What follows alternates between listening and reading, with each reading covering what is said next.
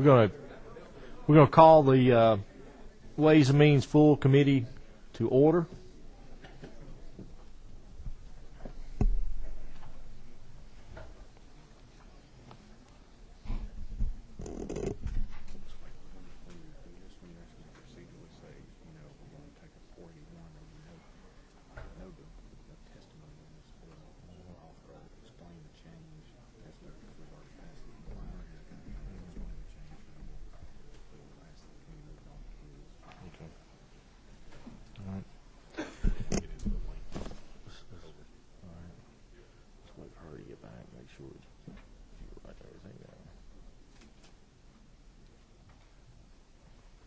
All right.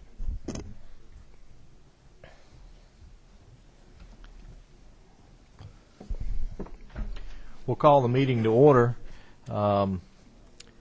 We do want to remember, obviously Chairman O'Neill's not here, nor Chuck Sims. We want to remember Chuck Sims and his family today in our prayers. Keep them in our prayers and thoughts. I think he lost his mom, and obviously the funeral's today, and Chairman O'Neill is there too. So please keep Chuck and his family in your prayers and thoughts today. First bill we're going to take up will be House Bill 481. We're going to have this bill obviously has left the committee, went to rules, and Chairman Graves has recommitted to this committee. I'm going to turn the bill over to him to explain the changes, but we're not going to have, obviously it's already had debate, so we're going to let him explain the changes.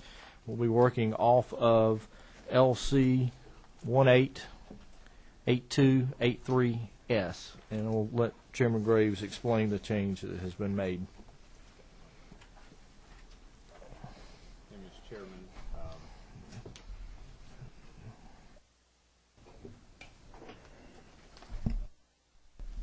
you there? Yeah. I want to first just thank the committee and the subcommittee for all the work that has been done to House Bill 481 and the great testimony we've had. And I think it is very clear to citizens of Georgia that the General Assembly is committed to providing every opportunity for the creation of jobs, and y'all have demonstrated that through your actions last week. I am offering a substitute today to 481, and there's only been one change. It strikes Section 6, and that was the section that dealt with the phase out of the corporate income tax. Before I go much further, I want to make it real clear that it is my intent and the intent of the leadership of the state to continue pursuit of this, and the way that we're going to do that is the Speaker and the leader have asked that I chair a study committee this summer, and to make sure that not only as we discuss corporate income tax that we are focused as well on small, medium, and large businesses throughout the state and providing tax relief to everyone who is creating a job for Georgians. So we want to make sure we get this absolutely solid. This was a section that phased in 2012, so we're certainly not taking away from anything that would have occurred this year. But we still remain committed to that section, as well as perfecting it and extending it is my understanding. So I would commit House Bill 481 LC 188283S to you as still a masterful piece of a job creation measure, and look forward to a good debate on the floor of the House. Thank you, Chairman. Representative Scott. Thank you, Mr. Chairman. Thank you, Mr. Chairman. And Chairman Graves, I share your regret that we have to lose Section 6, and I hope that we can in future years look at doing away with the corporate income tax and doing something that will provide true economic stimulus, additional true economic stimulus for this state. But right now, Mr. Chairman, since we've already debated this bill, at the appropriate time I'd like to make a motion to pass. All right. We'll recognize you later for that motion. 14. Chairman Williams. Thank you, Mr. Chairman. Representative Graves, I commend you for the bill. It looks like there may be a clerical error in Section 8. Before that, we go from 6 to 8 twice. Should we not remember that other section, Section 7? Yeah, we were just noticing that. Thank you for bringing that and to our attention, and maybe at the chair's discretion, if there's no objection to it, we could just adopt that without printing. All right. Absolutely. Thank you. 16. Thank you. Did you say the only changes that you took out section 6? That's the only one that's happened? Okay. Right. So I'm just trying to look through the original and the attached. It's the only changes I know of. Yeah, Okay. That's it. 9. Waive. All right. 17. Thank you, Mr. Chairman. Apologize for being late. I wanted to ask Representative Graves, could you comment on any position by the Department of Labor? Looks like this is kind of upside down. Department of Labor on sections.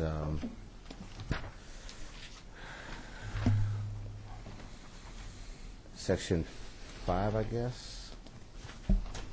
Yes. Yeah, that was you're correct. That language was provided by the department.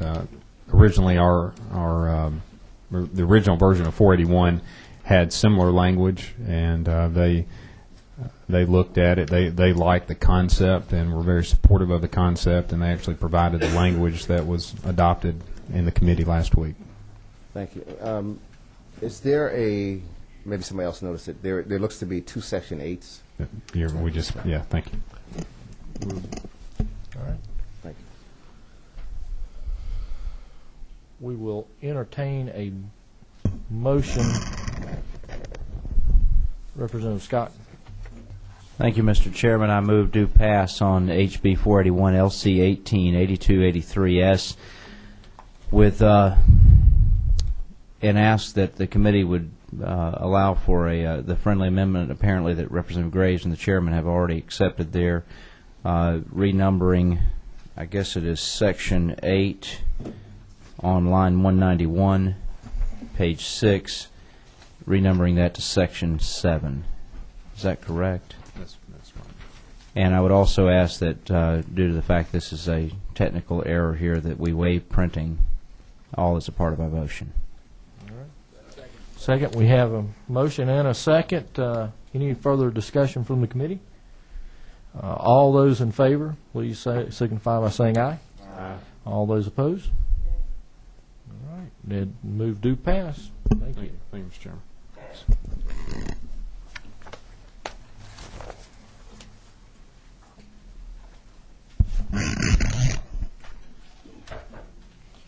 All right, next bill,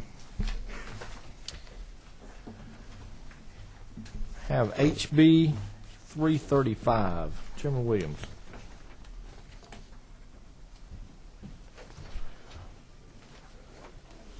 Uh-oh. Can I do it from right here? Yes, sir. Go ahead. House Bill 355, LC 361226. Everybody Yes, got that? Okay. Mr. Chairman, this is a bill that came to Ways and Means, I think a little bit by error. When the bill was introduced, everybody jumped to the conclusion that it was going to be a tax increase on cigarettes, and that's the furthest thing from the truth it was. All this bill does is define what a little cigar is. It has not been mentioned in the code all the way through. It's strictly a housekeeping bill that inserts little cigars in the same place that regular tobacco products are mentioned. That's basically what it does. Just bring it to housekeeping bill that brings it up to date. Easy enough. Any questions from the committee? Representative May. Thank you, Mr. Chairman. Now, why is it that we have to do this, Chairman? Little cigars is not mentioned in the code now. I guess it's the new product that used to be called cheroots or whatever they are. So we're inserting it where all the tobacco products are mentioned. We include in a little cigar in there to make sure it conforms with all the other tobacco products that we have. And they're taxed exactly the same way? Taxes, no tax increase whatsoever. Okay, thank you. All right. Any further? It's a very lengthy bill. However, it tracks the code except where you see the little cigar mentioned. It's in there. That's basically what it does. All right. Thank you. Representative Talton. I'd like to make a motion. All right. To pay us. All right, we have a motion. Second. Any further discussion? All those in favor, please signify by saying aye. Aye. All those opposed? All right. Thank you, Chairman.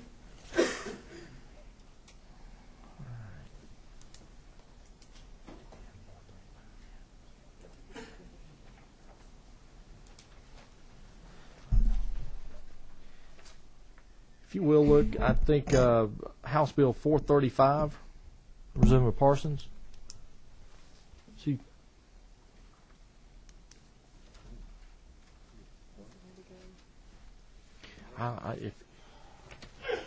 if will permit, I know he was here and had to go to another committee meeting.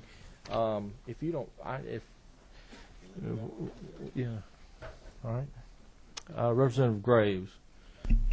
We'll let Representative Graves present Representative Parsons, who had to make it to another committee meeting. Thank you, Mr. Chairman. Yeah, we had a subcommittee hearing on this earlier, so I'm familiar with it. Basically, it just allows that the department would not require I guess it was the GTA to be required to pay sales tax. So it's basically an exemption on sales and use tax for items purchased by the GTA. And no impact on the state either way. I know this is similar to a bill that we passed out of the floor today. A couple of years ago, the Attorney General's office ruled that if in these statutes for our authorities, if the language was not explicit that they were exempt from sales tax, that the department took that and started actually collecting sales tax a couple of years ago on authorities that had not been up to this point. So we may see this throughout several authorities as they come back and look for local legislation. Just doesn't make sense as we appropriate to these departments and turn around and appropriate sales tax dollars out for them to pay for their purchases of equipment and property. So, any other discussion on the measure? What's the mood of the committee?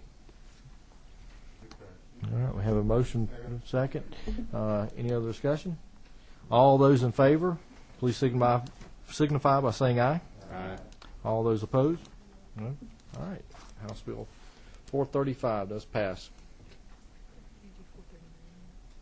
Yeah, if he's ready. All right.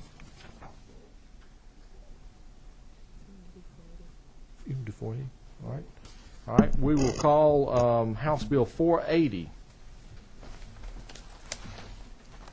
Chairman Rice, Chairman Geisinger are going to present.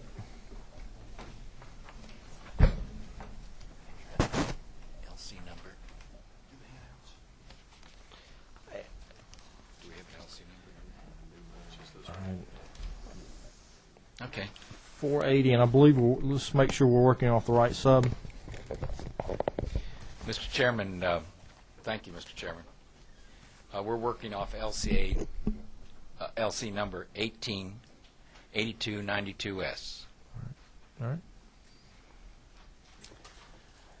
House Bill 480 moves 1 to remove all sales tax on the purchase of motor vehicles, and 2, ad valorem taxes on the same motor vehicle and replace it with a one-time title fee, which is calculated by multiplying the value of the motor vehicle times 7% with a cap of $2,000. The funds collected from this fee are divided between the state and local governments, with a portion of the state's allocation to be appropriated to trauma care. Based upon the data from the Georgia Department of Revenue and industry sources, there are large numbers of motor vehicles for which the state and local governments are not collecting sales tax. In some cases, not only is the sales tax not being collected, but certain parties have gamed the system to even avoid paying ad valorem taxes. In addition to the ad valorem taxes on these vehicles, for most Georgians, which we have all called the birthday tax, has become one of the most distasteful taxes for the general public to pay. The proposed title fee would supplement these taxes and would apply to all transfers of titles except those for state and local government vehicles, salvage or replacement titles, and for other limited exceptions.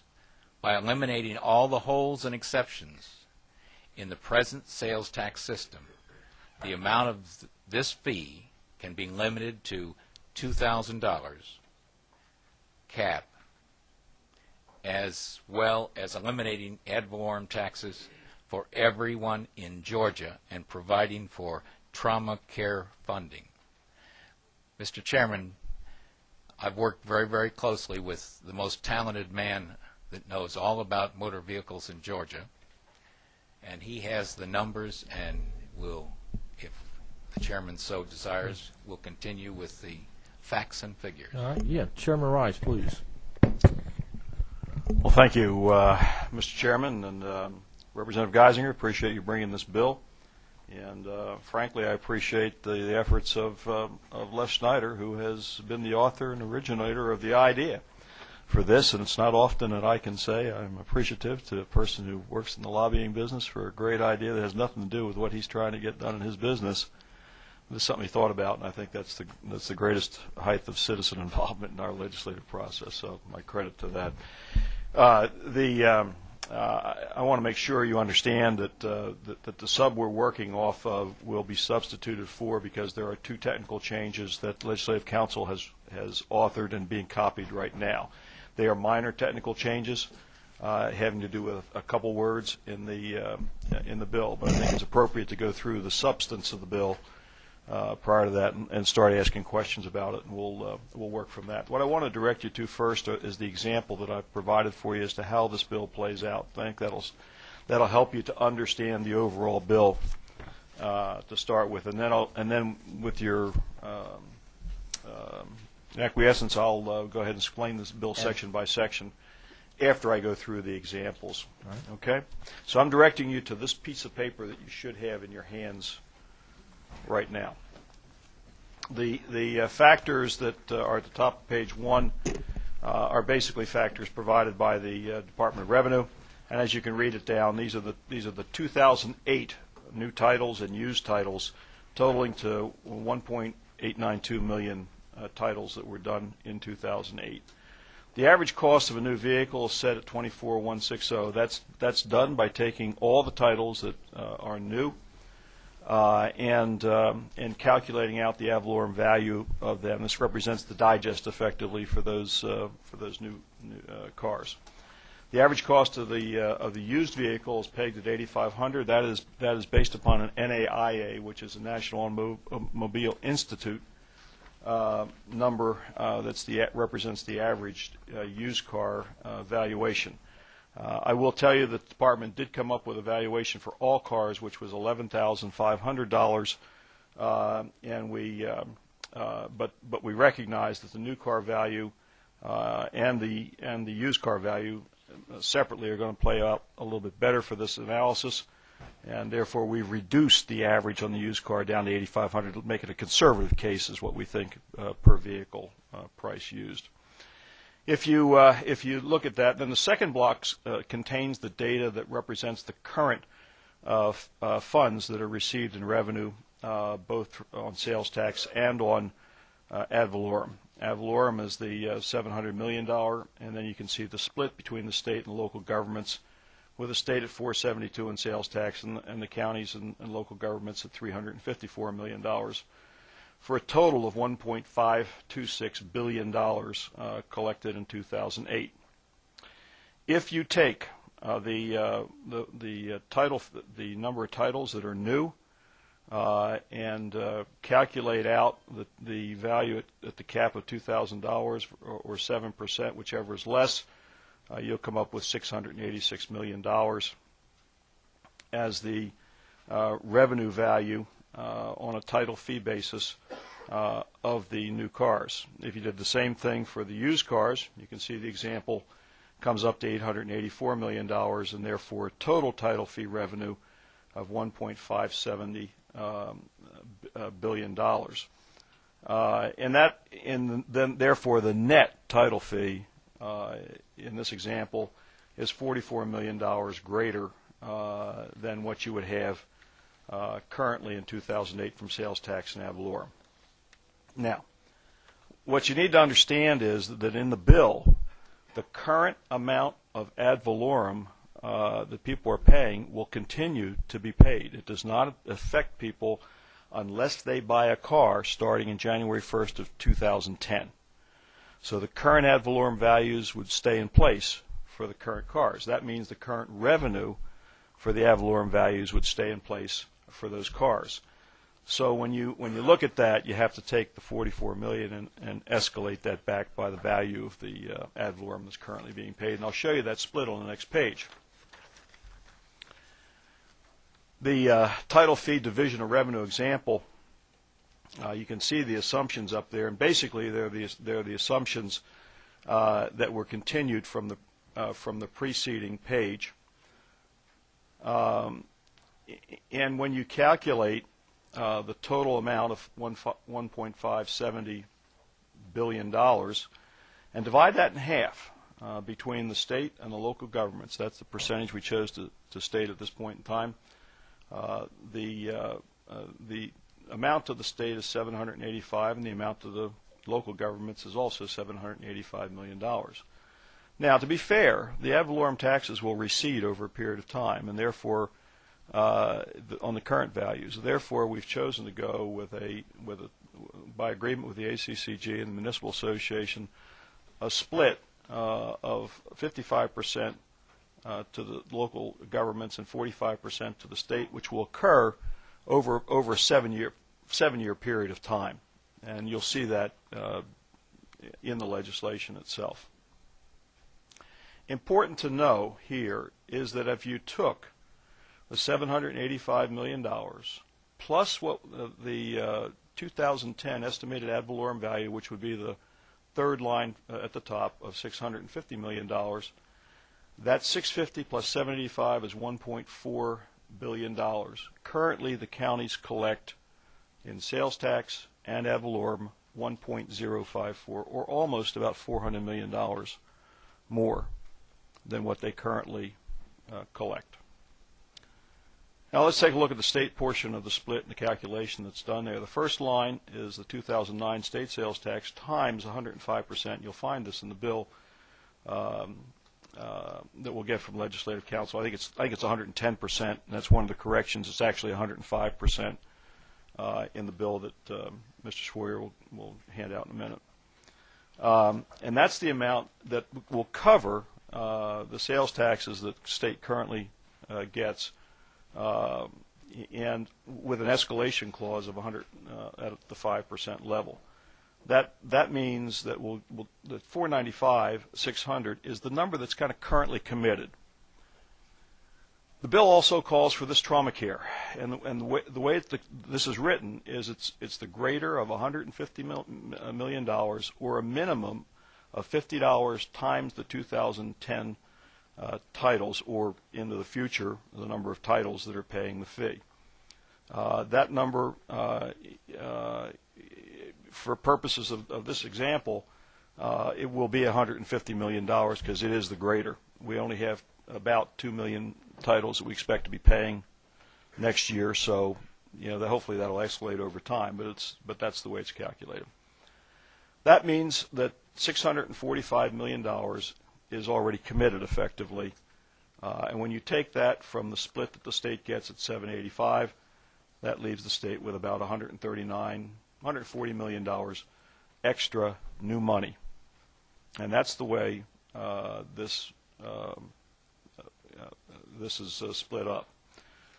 That's the reason we think this is a terrific bill, and it allows us to justifiably collect on a much easier basis for our citizen anything to do with motor vehicles in terms of the elimination of the sales tax and the ad valorem fee. Now, Mr. Chairman, at your discretion, I'll either go through the bill line section by section, or we can ask questions about this particular document. We'll see if we've got any questions about the document. If committee? All right. Representative Powell. Does this replace, I mean, I know it replaces ad valorem taxes, and it also replaces the sales tax on vehicles.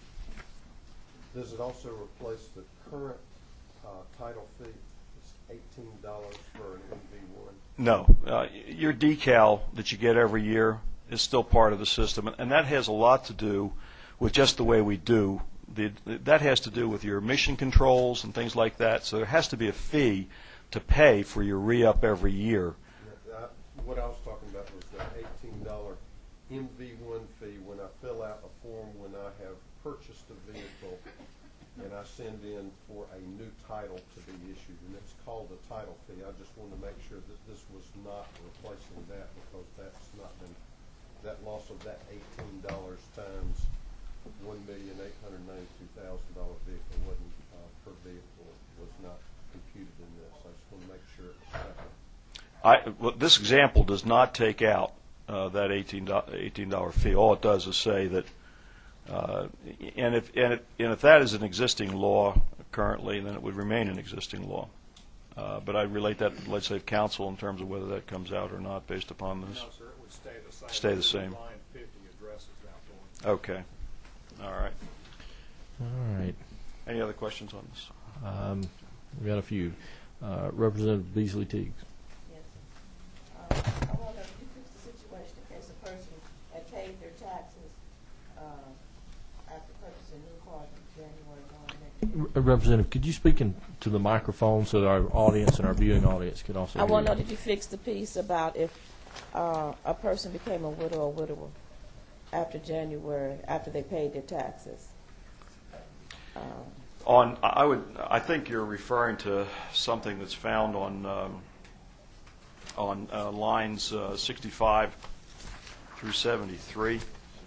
This has to do with a surviving spouse of an owner, and basically what 65 through 73 says is that if they've paid a title fee for the vehicle, then all they have to do is pay a $50 charge for transferring that title to a spouse upon the death of the owner.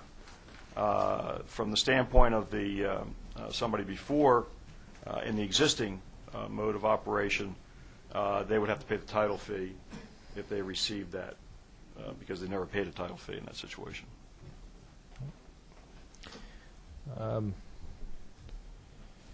Who's number 15? All right, Representative Black. Thank you. First off, your figures look a lot better. Well, I appreciate that, Mr. Black. That's good. The 8,500 average used vehicle that you got from ADA, is that an estimate they come up with, or do they do some study? It's national used car value, and we have a letter from the Georgia Used Car Association indicating that that is the number that they would use for this. And do you have any information that they took into consideration casual sales, that they and how they might have got that? I don't know precisely how the NADA got the number. My guess is they used the same sources that our associations, GADA and the Used Car Association, use, which would be the RL Polk database, which is extracted from the databases of DMVSs all over the country. Okay. Thank you. Members of the committee, you will see, I believe, the corrected substitute with those technical corrections that we're going to need a copy of that down here. Chairman Rice was talking about is coming. We've got 3 more questions, Mr. Chairman. 16. Who's 16? Representative Taylor. Thank you, Mr. Chairman. Can you do it like a brief, maybe section by section? Because it seems like there have been. I was going to do that when I got the new substitute. That is the next procedure. Who's 28? Representative Austin. Thank you, Mr. Chair. Mr. Chairman, my question is what is the impact to local governments in the bill. I guess I'm not quite sure exactly how this directly impacts all 159 counties in the state as far as what their ad valorem tax proceeds are going to be. Not that I disagree with the intent of the bill, but we're all going to have folks calling us and asking us what it's going to do, so I'd like for you to help me figure that out. I thank you for the question. That is a good question. Just trying to figure out whether it's best to handle this when I get the copy of the bill, or if you'll just wait till I get the new copy of the bill, that would be a little bit better answered as I go through it, because the ACCG and the Municipal Association both collaborated on the sections that deal with the splits. And the good thing about this is, and the thing you can tell your local school boards and everything else, is that all these revenue from the lost and the East Lost and things like that is basically guaranteed in this bill, because it's the title fee that would have been from ad valorem is replaced by this title fee, which is probably a better way of looking at it. Right. Representative Flood. I'll wait. Okay. All right. Okay. Well, Mr. Chairman, at that, no other questions. If you will proceed with the bill, and you do have a copy. Mr. Chairman, yes. Just so we have for the record, we are dealing with LC 188294S. Does all the committee members have a copy? All right. We need one more copy. Do we have? All right. Representative Teagues. All right, Mr. Chairman, we are. As soon as I fix the microphone, Mr. Chairman, I'll be right back. Oh. I don't know the microphone. Technical difficulties. A little technical difficulty, yeah. If you'll indulge me as I go through this, I think I'm aware of where the changes that Legislative Council made for those small changes, but I may be a little bit out of sequence, but we'll attempt to do it as we go through. Section 1 really just deals with a change to the tax commissioner. It just excludes some of the language that was used to describe the tax commissioner's job as they dealt with the with their tags and the ad valorem values of them. The main portion of the bill starts in Section 2, and the changes that are in Section 2, which you will find the first one is on line 46 through line 50, which basically says that this is what the exemption is, that after January 1st, 2010, these vehicles will be exempt from sales tax and from ad valorem tax. And you can see that there on line 49 and 47. In 51 through 58, that is the split between the state portion of the title fee and the local portion of the title fee. And the total title fee was 7%. You can see we're splitting it 50-50 as we start out in 2010. That only applies to 2010. Later on in the bill, you'll find the declination of the title fee, with more going to the local people and less going to the state. Okay. All right. On line 59, this is the portion that deals with a $20 fee, or actually a 10 and 10 fee split between local and state on a salvage title. And all that does is say salvage titles are really out of this for the purposes of this bill. They aren't exposed to a title fee at all. It's a salvaged car, basically. Value at zero. Now, when the salvage vehicle is sold, then it will qualify for a title fee. But the transaction between the insurance company and the salvage company is a null process for a title fee. It's just a $20 charge, basically. Okay, we've already covered on line 65 through 73 on page 3. We've already covered what happens in the event of the death of an owner that is either subject to or not subject to a title fee based upon whether or not that was paid originally or not. Let me see. In 4 this goes to, this is not Mr. Powell's question, but basically, line 74 through 77 indicate that you're still exposed to the revalidation decal that you have to pay for every year. That has to do with emission controls and things like that. It's a process that we don't want to change. Section 5, under that particular paragraph, 78 through 81, deals with the cars that were purchased by a government municipality. They do not pay a title fee under this law. I think there were 8,700 of them last year. If your intent is to get around this law and get around this title fee, taking an evasive tactic by passing from one LC to another, or with an intent to get around this, you'll be exposed to a penalty of $5,000 if that's the case. If you, in line 87, point number 7, if you fail to submit within 30 days the change effectively for your ownership, you will also be subject to a fine, and you can see the penalty at 10% of the title fee, or 1% per month, and 1% per month. That's a plus the interest rate of 1% per month. I'll just tell you that the Used Car Association tells us that their rule is that 30 days is the transaction time. It has to be done within that period of time. They felt very comfortable with this. I've heard nobody complain that they couldn't get it done within 30 days. New cars, as you well know, are handled by the dealer in most cases, and that takes place within a 30-day period of time. Okay, I think that takes care of page 3. All right, let's move to page 4. This has to do with the on page 4, starting in B1. Let me just read down here for a second. What I want to direct your attention to is B. That's in line 111. This is the split after 2010. In 2011, we will start to split the revenue with the county by declinating the state portion by 0.5% every year, and adding the same to the local portion of it. And this is to take care of the ad valorem loss that they would have for that particular year.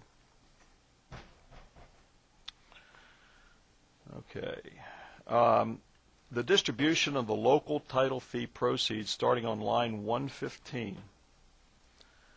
If you read from 115 all the way through page 5, all the way through 193 on page 6, that is the local portion of the split and how that's to be accommodated in law. Now, this was developed by the ACCG and the Municipal Association and has been vetted by them in terms of the efficacy for their needs. All right, I'm going to direct your attention then to line 194, and that is C1. And this is where we start to talk about how the proceeds to the state side will be split.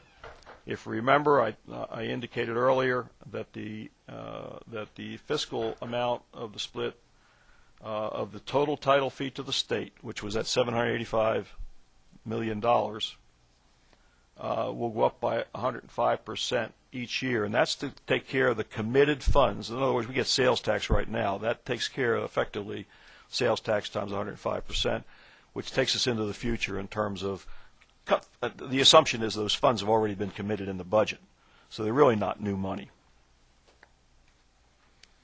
Okay, in B on line 202, you find the provision for trauma care, and you can see it on line 203. It says this is the excess of the amount provided in subparagraph A, which is the total title fee, if not to exceed the greater of $150 million or the amount equal to an aggregate of $50 for each title for which the state title fee was collected. So the $50 creates a base. The base is $50 times the title fees. If you did that, times the estimated title fees for 2010, you would get about $100 million, and that would be the base that would go to trauma care.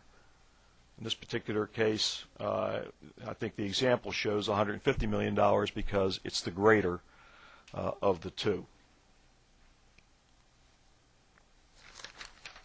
All right.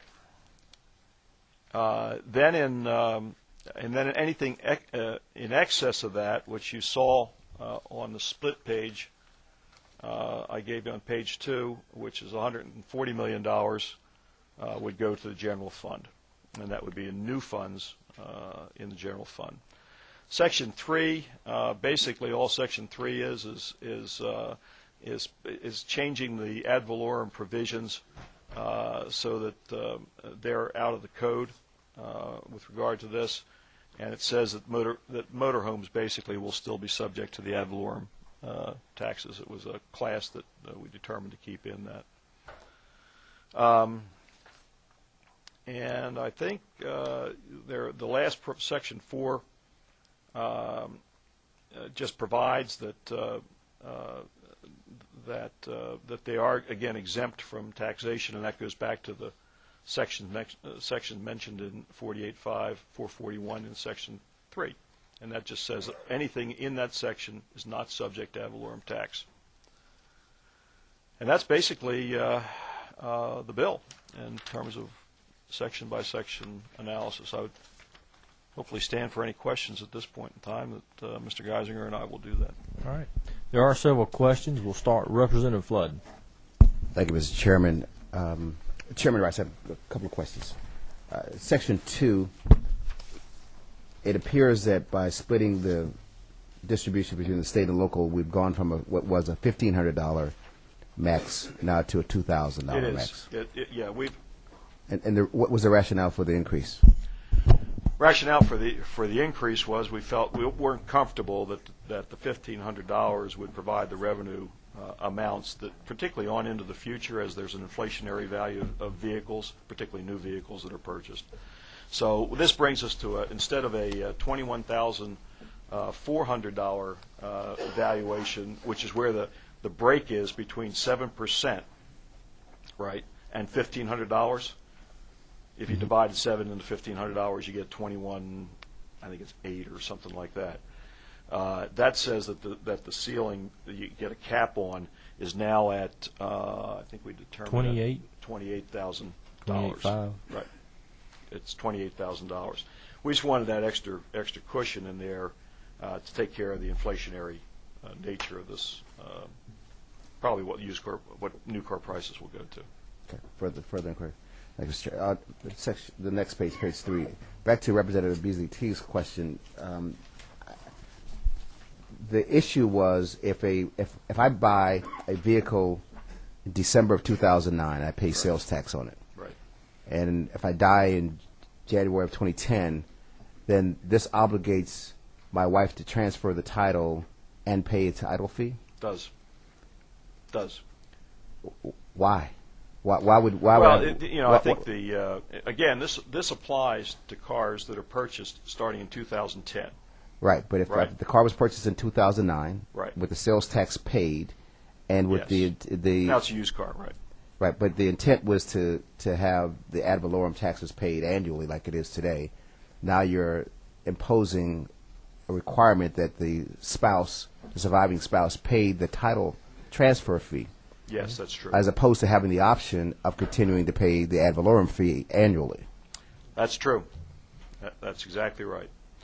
I think the issue of trying to manage that in terms of who gets the car and whether or not they should be paying a title fee. I mean, is it to the children or is it to the cousins or is it, how far do you go with that type of a logic? Is it a dependent defined in law? So it's not a cousin? Yes, I mean, so it would be a spouse or their child. And yes, surviving spouse is what we have in law. Right. And that's what we chose to do. It's changed quite a bit since the last time we saw this. One last inquiry, if you would, please, and that is with regard to the trauma fund. Yes. As I read this, this says that there would be at least $150 million or $50 times the number of transfer titles Right. in the general fund. Yes. And then anything in excess of that would be the trauma fund. No.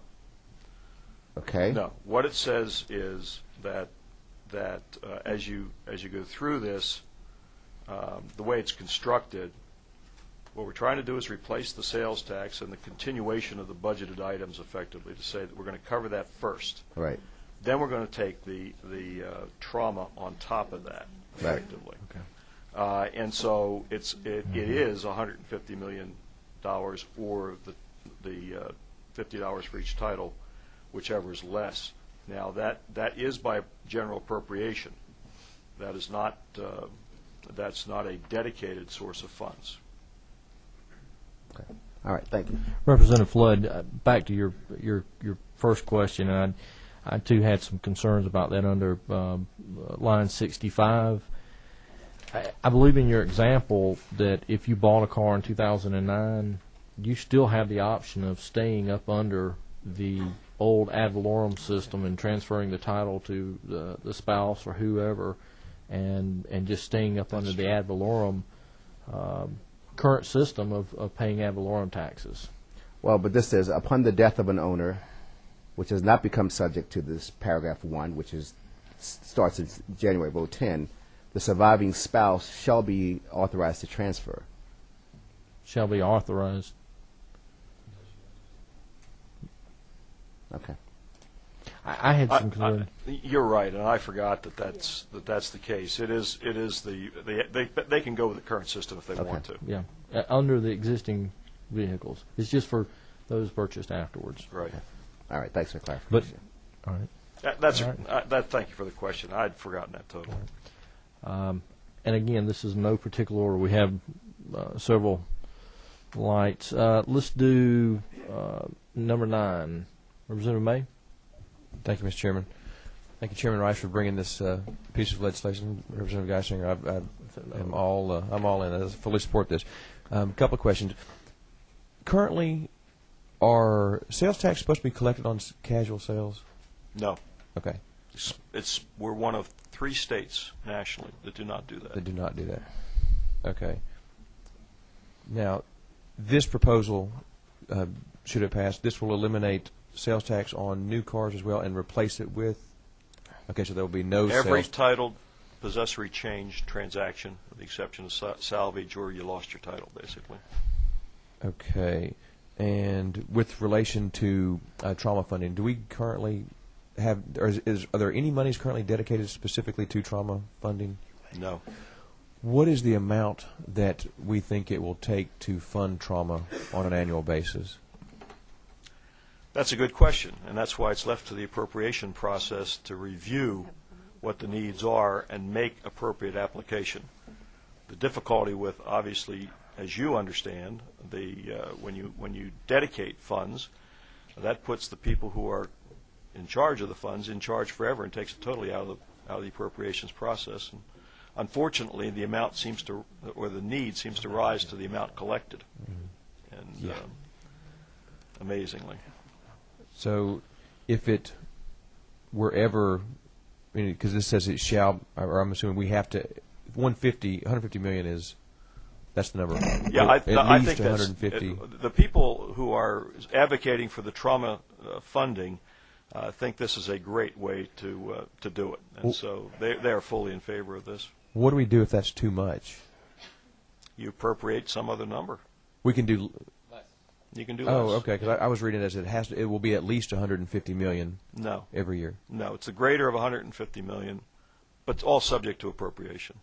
So there's a floor set at 100 million, based upon 2 million titles, $50 times 2 million, for 2010. Now that'll change in 2011 and so on and so forth, depending on the title transactions, or $150 million. But it's still, what it does is provide the appropriations committee a floor and a ceiling. And so that's what the General Assembly is saying. So it's between 100 million and 150 million. Is that what? For 2000, yes, so, according to the title assumptions, which would be about 2 million titles. Thank you.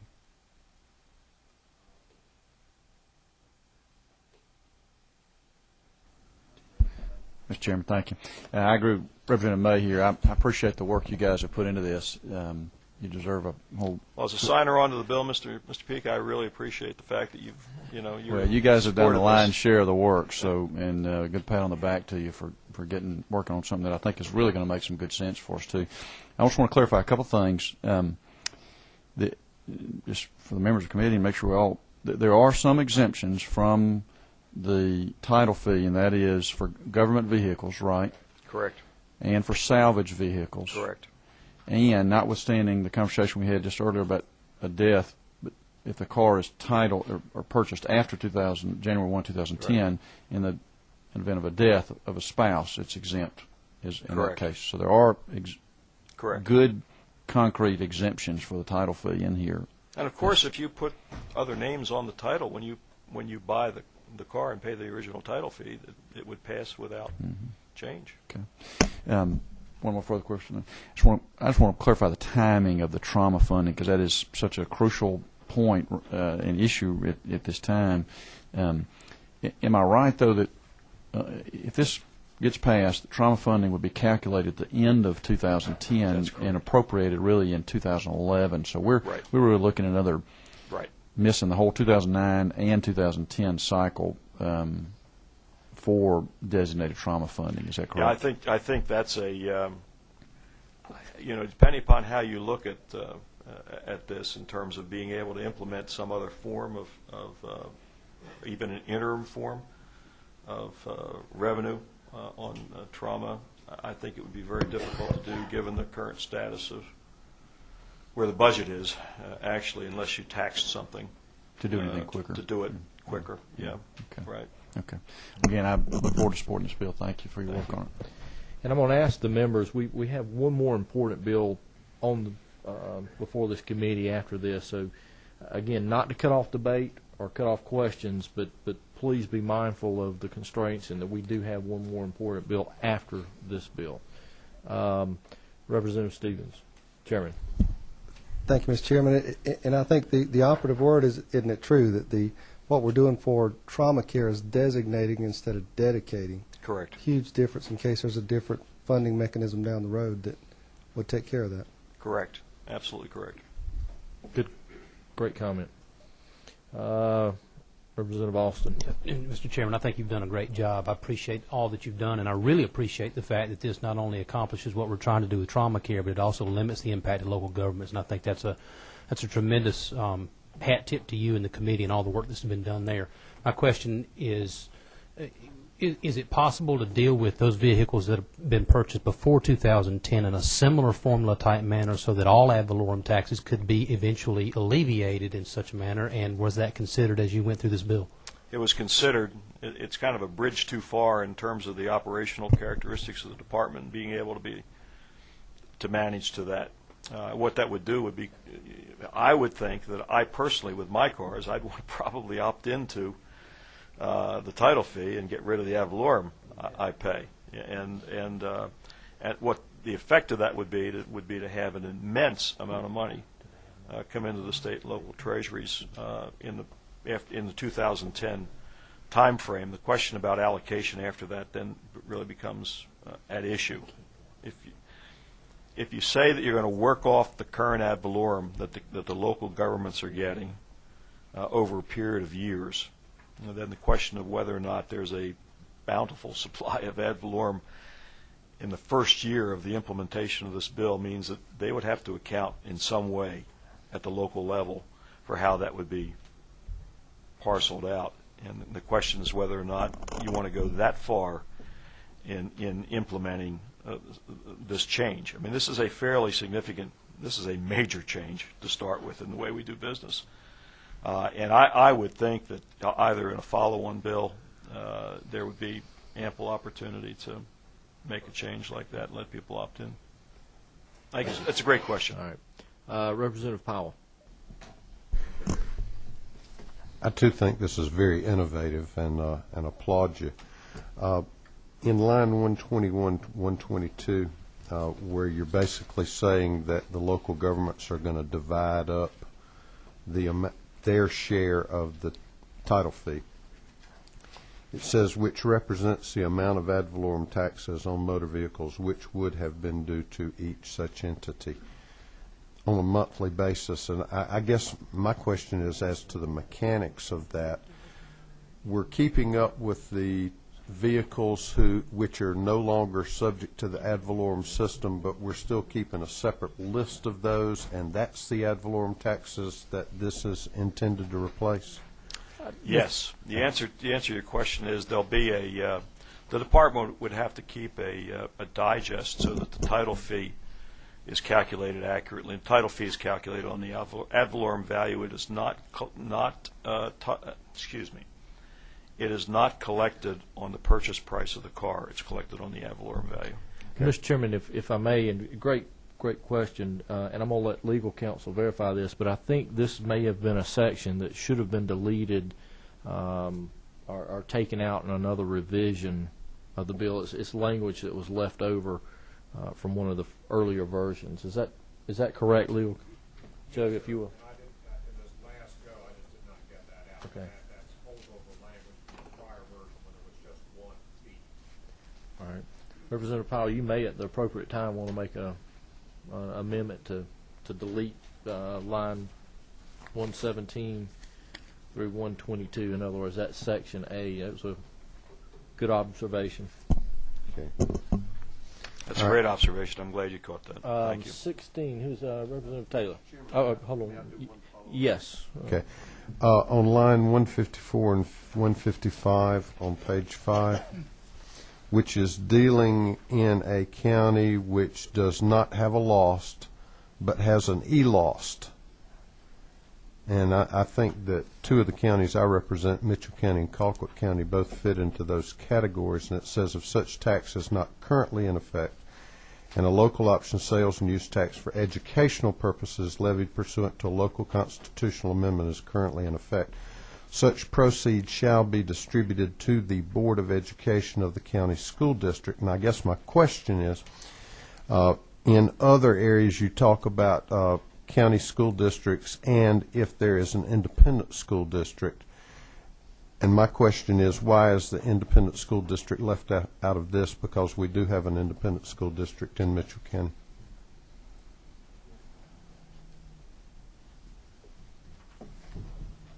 I'm going to defer to legislative counsel on that. Pelham's an independent school district.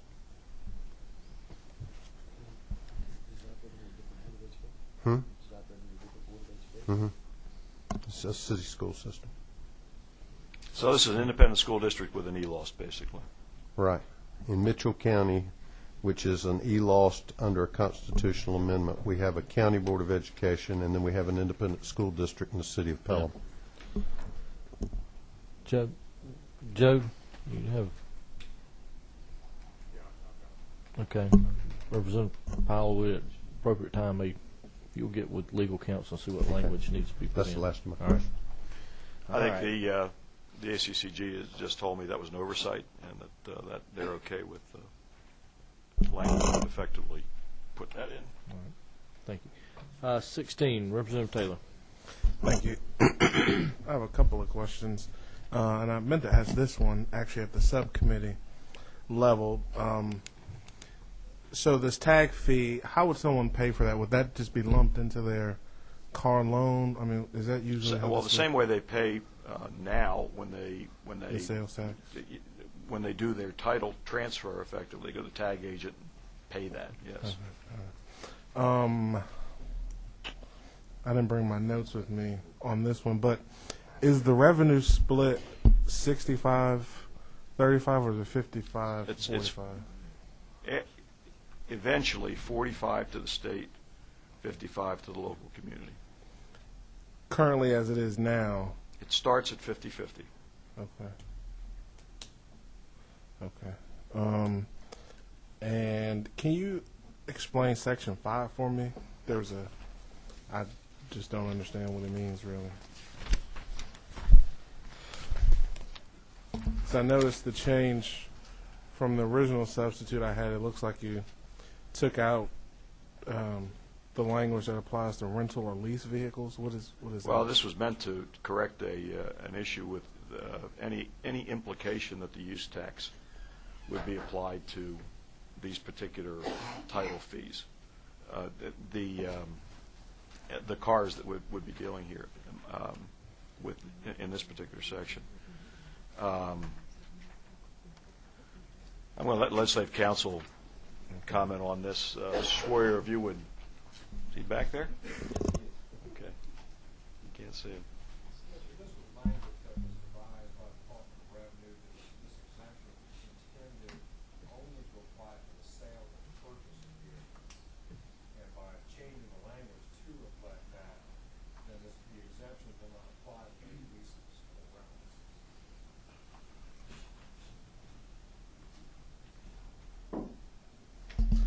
I'm still a little confused. Can you just explain it to me one more time? The sales and use tax is only intended to apply to the sale and purchase, not to the lease or rental. Okay. Language will read the sale and purchase of any motor vehicle titled in the state after January 1, 2010, pursuant to Code Section 40-2-25.4. So taking it out.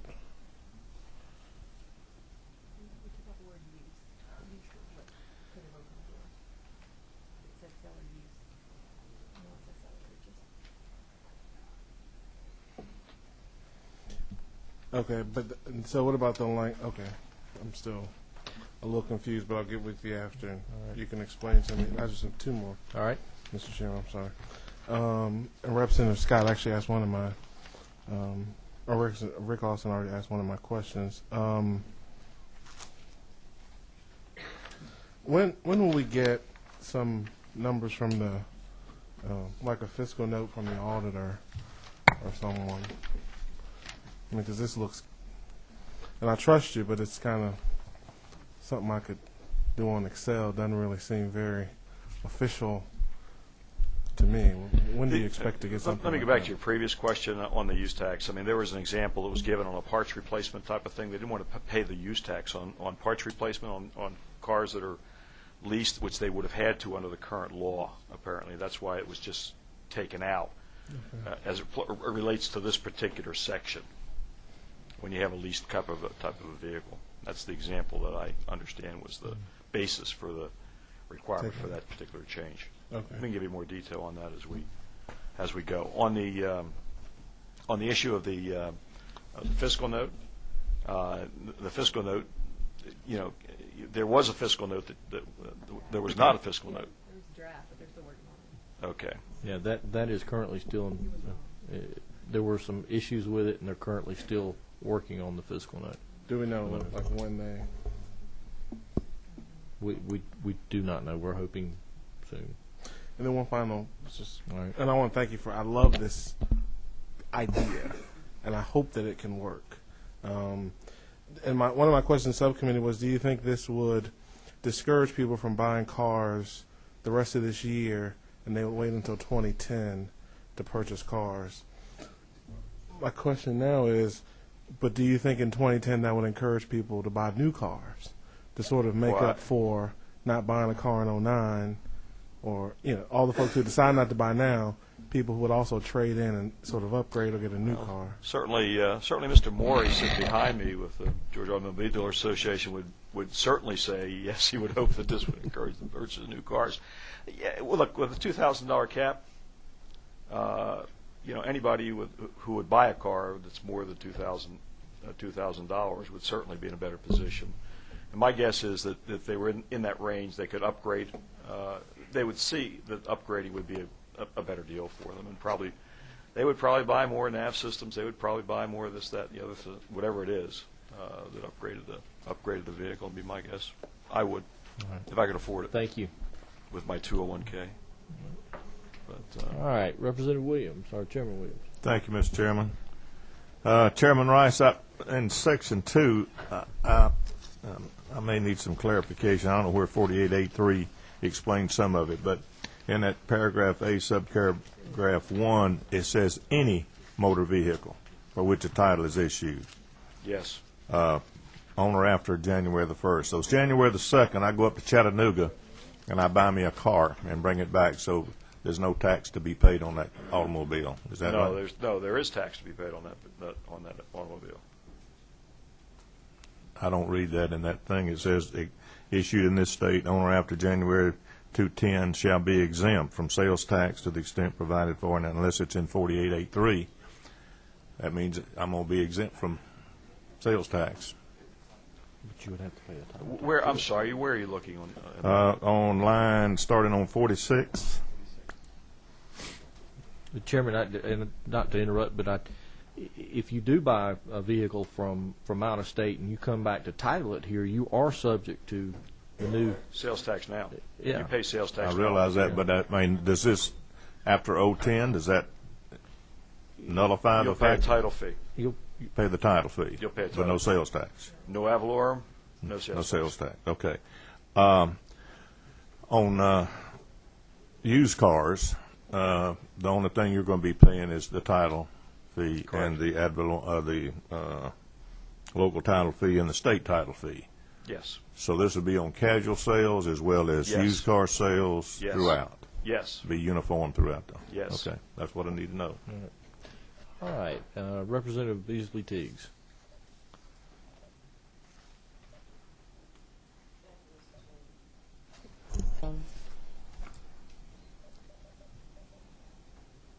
I think I understand what you're saying when you talk about trauma and how much money they're going to get.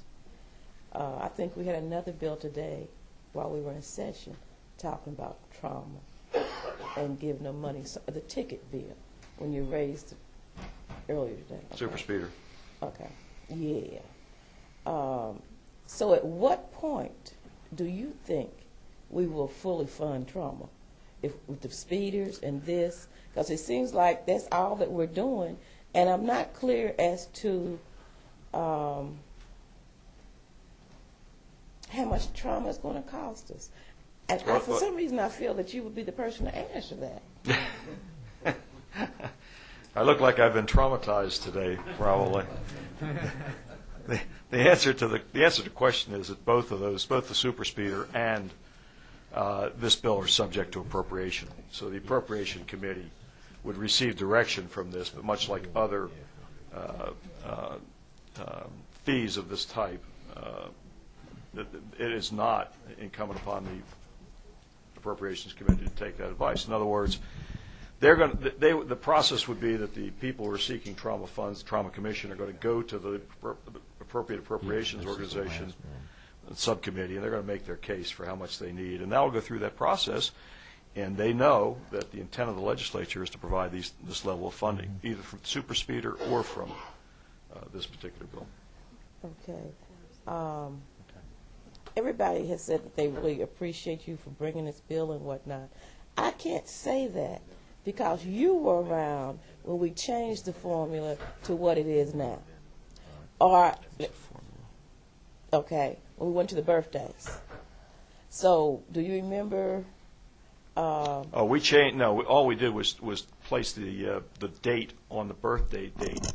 But they were still paying the ad valorem tax. Right, but you know about the lack of funds that the tax commissioner said that they received by us making that change, and I saw, if you didn't, that what it caused.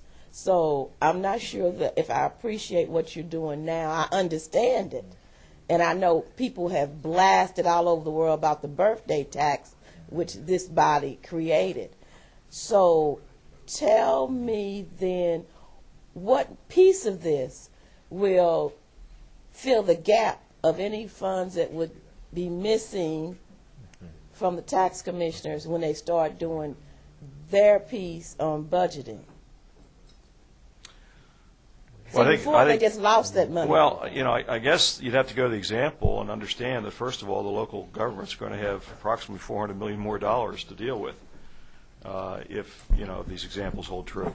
Okay. And so they will be well capable of handling that. Okay. Right. Then what will we do about ATVs and boats?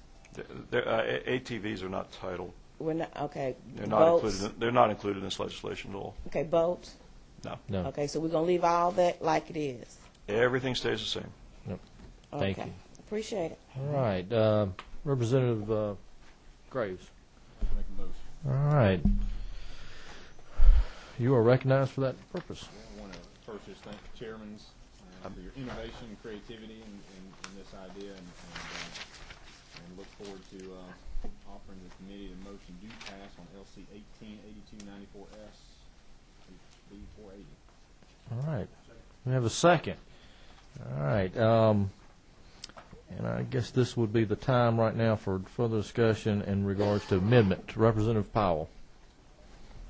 Yes, sir. Mr. Chairman, I have two amendments. The first amendment is on page 4, beginning with line 115. Delete everything after the number 3 down to the end of line 123. Delete on line 124 through the comma after the word paragraph.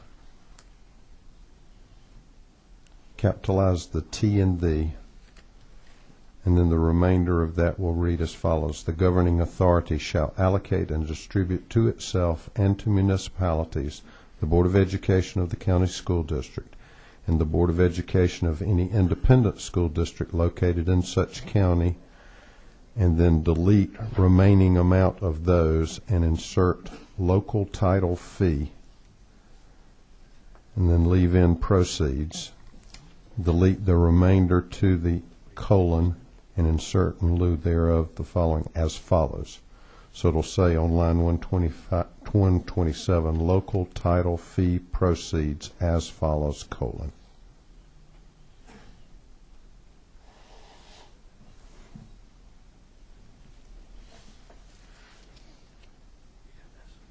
And Legislative Council has that amendment. All right. Did that take care of all of the... That's the amendment on that page. You want the other... All right, as part of the same amendment. Same amendment. Starting with line 152, and I'm going to ask Legislative Council because he's got it written down in a handwriting that I cannot decipher, so I'm going to ask him if he would to read that for us, please. At the end of line 155, after the word district, and the Board of Education of an independent school district in the same manner as required under Constitution.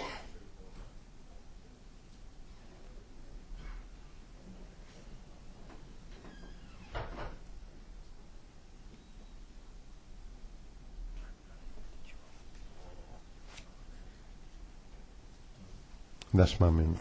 All right. And renumber accordingly. All right.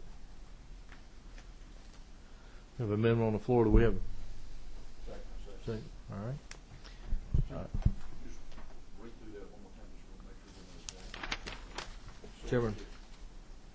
Chairman Powell, if you do that one more time through the entire amendment. Line 115 to the end of line 128 would read after the amendment as follows. 3. The governing authority shall allocate and distribute to itself and to municipalities the Board of Education of the county school district and the Board of Education of any independent school district located in such county the local title fee proceeds as follows, colon. Okay. And then on page 5? I'll again ask Legislative Council to read that. After the word district, and the Board of Education of an independent school district in the same manner as required under that local constitutional amendment. All right. We have a motion and a second on the amendments as previously read. All those in favor say aye. Aye. All those opposed? And we'll come back to our original motion. pass the committee substitute HB 480 LC 18-82994S as amended. We'll ask that the committee waive the rule to print. All right. All those in favor say aye. Aye. All those opposed? All right. It does do pass. Congratulations. Thank you, members of the committee. Representative Geisinger and Rice. Very innovative bill. All right. All right. If the committee, because there's another meeting here, I'm going to ask the committee to stay with us. We have one more very important piece of legislation that is on the agenda. It's our economic development, and we're going to move this meeting to room 406. So please move to 406. And we are going to do that immediately.